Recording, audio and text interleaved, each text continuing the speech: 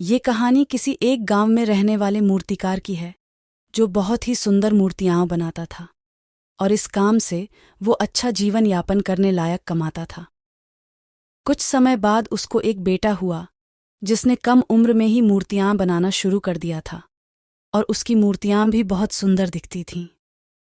मूर्तिकार अपने बेटे की सफलता से काफी खुश था, फिर भी वह अपने बेटे की प्रत्येक मूर्ति में कुछ न कुछ कमी जरूर निकालता और बेटे को उनके बारे में बताता था। वह बेटे से कहता, तुमने अच्छा काम किया है, लेकिन अगली बार इस कमी को दूर करने की कोशिश करो। बेटा भी अपने पिता की बात मान लिया करता। उसने अपने पिता की सलाह के बाद अपनी हर मूर्तियों में सुधार करना जारी रखा। नतीजतन बेटे की मूर्तियां दिन प्रतिदिन पिता की मूर्तियों से बेहतर होती गईं और एक समय ऐसा भी आया जब लोग बेटे की मूर्तियों को पिता की मूर्तियों के तुलना में ऊंचे दामों पर खरीदने लगे, जबकि पिता की मूर्तियां पहले की तरह ही बिकती रहीं। पिता ने अभी तक अपने बेटे की मूर्तियों में कमियां निकालना बंद नहीं किया था, लेकिन बेटा अब बाप के इस बर्ताव से खुश नहीं था। फिर भी वह बिना दिमाग लगाए उन कमियों को स्वीकार कर लेता था और पिता के सुझावों के अनुसार अपनी मूर्तियों में सुधार करता रहा। आखिरकार एक दिन ऐसा आया जब उसके पिता ने उसकी बनाई मूर्तियों में कमियां निकालनी चाही, तो बेटे का धैर्य जवाब दे गया। बेटे ने कहा, पिताजी, अगर आप इतने श्रेष्ठ मूर्तिकार होते तो आपकी मूर्तियां मेरी मूर्तियों से कम कीमत पर नहीं बिकती। मुझे नहीं लगता कि मुझे अब आपकी सलाह की आवश्यकता है। मेरी मूर्तियां परफेक्ट हैं। बाप ने यह सुनकर अपने बेटे को सलाह देना बंद कर दिया। कुछ महीने बीत गए। बेटा खुश था, लेकिन फिर उसे एहसास हुआ कि उसकी मूर्तियों की अब उतनी तारीफ नहीं की जाती जितनी पहले की जाती थी, और अब उसकी मूर्तियों की कीमतें भी बढ़ना बंद हो गई हैं।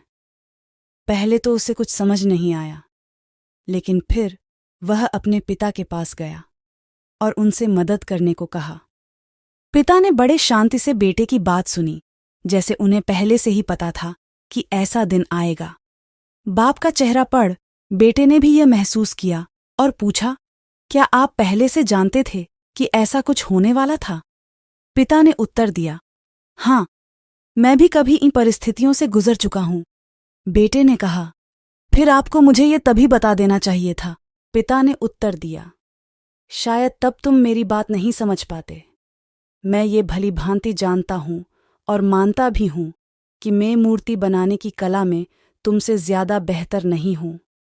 ऐसा भी हो सकता है कि मूर्तियों के बारे में मेरी सलाह गलत हो, और ऐसा नहीं है कि सिर्फ मेरी सलाह से तुम्हारी मूर्तियां बेहतर हो गईं।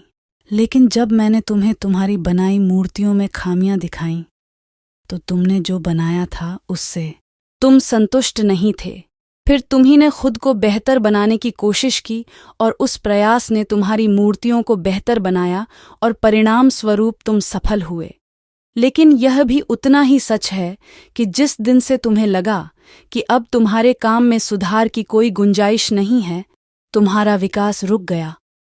लोग हमेशा तुमसे अधिक की उम्मीद करते हैं और इसलिए अब तुम्हें न तो अपने काम के लिए ज्यादा सराहना मिलती है और न ही इसके लिए ज्यादा पैसा मिलते हैं। बेटा कुछ देर चुप रहा। फिर उसने पूछा, तो अब मैं क्या करूं? बेटे के सवाल के जवाब में पिता ने एक छोटा लेकिन अमूल्य जवाब दिया, असंतुष्ट होना सीखो।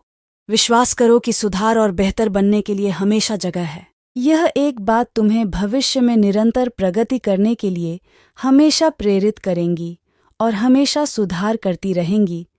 तुम्हें पहले से ज्यादा बेहतर बनाती रहेगी। पूर्णता, परफेक्शन का भ्रम। यह विचार कि कोई गलती न करना संभव है एक मिथक है। प्रामाणिक प्रदर्शन, सुझाव और आलोचना दोनों को समान रूप से सुनने से आते हैं। यही प्रगति का एकमात्र मार्ग है। बिना क्रोध या दुख के आलोचना को गंभीरता से लें। इसे अपने आप को सुधारने के लिए उपयोग करें और इसका स्वागत करें। धन्यवाद।